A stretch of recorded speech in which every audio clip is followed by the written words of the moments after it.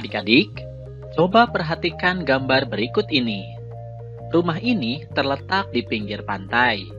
Di sekitar rumah banyak tanaman dan pepohonan yang terawat baik, serta lingkungan dan halaman rumah pun tampak bersih. Menurutmu, apakah rumah tersebut tergolong rumah sederhana atau bukan? Apa sih arti dari sederhana? Apa untungnya kita hidup sederhana? Yuk kita simak penjelasannya sampai akhir. Assalamualaikum warahmatullahi wabarakatuh. Hai adik-adikku yang soleh dan solehah, bagaimana kabarnya? Semoga semuanya tetap sehat dan tetap semangat ya. Sebelum mulai, mari kita berdoa terlebih dahulu.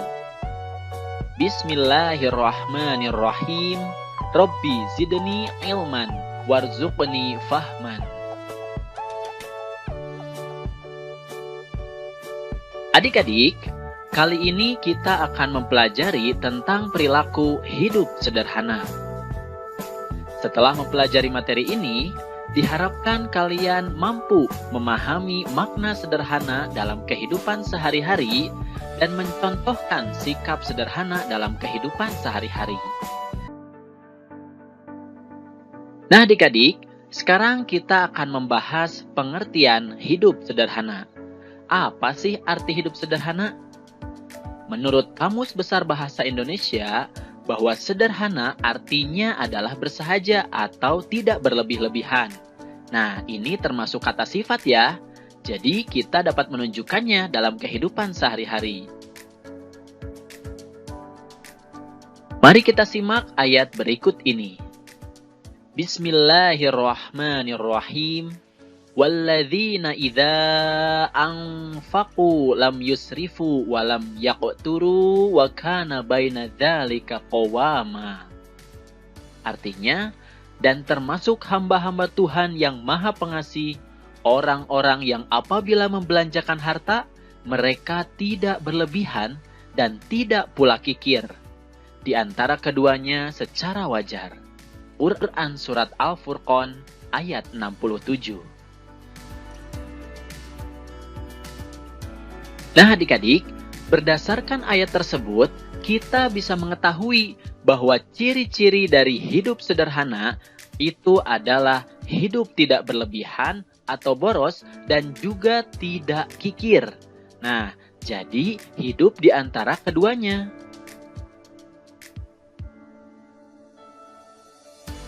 Berlebihan artinya tidak wajar atau aneh-aneh. Misalnya, membeli barang yang sangat banyak, tapi sebenarnya tidak diperlukan. Nah, sedangkan kikir artinya adalah terlampau hemat atau disebut juga pelit. Nah, sekarang pertanyaannya, apakah hidup sederhana itu harus miskin? Nah, jawabannya adalah tidak. Hidup sederhana bukan berarti harus miskin atau tidak punya apa-apa. Justru kita harus bisa menjadi orang kaya agar bisa berbagi kepada orang lain, menabung, dan lain-lain. Nah, kita bisa belajar hidup sederhana dari Nabi Muhammad SAW. Meskipun beliau adalah seorang rasul dan pemimpin yang memiliki pengaruh dan kekuasaan, namun ia selalu hidup sederhana dan menghindari hidup mewah dan boros. Menurut riwayat, Nabi Muhammad SAW selalu tidur beralaskan sehelai tikar. Dan kalau ia terbangun dari tidurnya, terlihat ada bekas tikar di pipinya. Wah, subhanallah, begitu sederhananya kehidupan Nabi. Tapi ia sangat mulia di hadapan Allah Subhanahu wa Ta'ala. Mampukah kita seperti Nabi? Insya Allah, jika kita berusaha, kita pasti bisa. Oleh karena itu, kita harus bisa hidup sederhana. Karena sebenarnya, semua orang bisa hidup sederhana, tergantung pada kemauannya. Mulailah dengan niat yang ikhlas untuk hidup sederhana. Karena hidup sederhana adalah perintah dari Allah Subhanahu wa Ta'ala. Kemudian, mulailah dengan membiasakan contoh-contoh hidup sederhana berikut ini. Di antaranya adalah makan minum sederhana, tidak berlebihan, dan tidak sedikit juga. Misalnya ketika makan bakso. Nah, siapa nih yang suka makan bakso? Antara makan 2 mangkok dengan 1/4 mangkok, maka yang dianggap sederhana itu adalah makan bakso 1 mangkuk saja. Nah, kemudian contoh berikutnya adalah menggunakan uang jajan secukupnya. Sesuai kebutuhan pokok saja ya, tidak berlebihan dan tidak pula kikir. Lalu membeli pakaian tidak selalu mengikuti model, branded, dan lain sebagainya. Beli yang biasa-biasa saja, yang penting rapi dan sopan. Nah, sekarang apa sih manfaat atau keuntungan dari hidup sederhana? Orang yang hidup sederhana berarti telah mengamalkan ajaran agama atau perintah dari Allah Subhanahu wa Ta'ala. Dan orang tersebut tentunya akan disenangi oleh Allah Subhanahu wa Ta'ala dan juga mendapat pahala. Kemudian orang yang hidup sederhana berarti telah mampu melawan godaan setan yang mendorong untuk hidup boros. Itu berarti dia termasuk orang yang sabar dan Allah akan bersama orang-orang yang sabar. Kemudian orang-orang yang hidup sederhana biasanya menjadi pribadi yang rendah hati. Nah, nantinya jika rendah hati, maka akan disenangi banyak orang. Kemudian orang yang hidup sederhana tidak akan ditimpa penyakit resah gelisah, karena dia tidak perlu banyak mengeluarkan harta untuk kebutuhannya. Kemudian orang yang hidup sederhana juga tidak akan pernah mengambil harta orang lain, karena dirinya telah merasa cukup dengan harta yang dia miliki. Nah, sekarang mari kita perhatikan percakapan antara Dedi dan Amir berikut ini. Mau kemana kamu, Dedi? Mau main game, Amir? Wah, banyak uangmu. Ya, ada sisa jajan. Mengapa tidak kamu tabung? Ah, aku tidak suka menabung. Jadi, kamu suka boros. Allah Subhanahu wa Ta'ala mengatakan, boros itu saudaranya setan. Oh, gitu ya. Kalau begitu, aku tidak akan boros lagi. Bismillahirrahmanirrahim.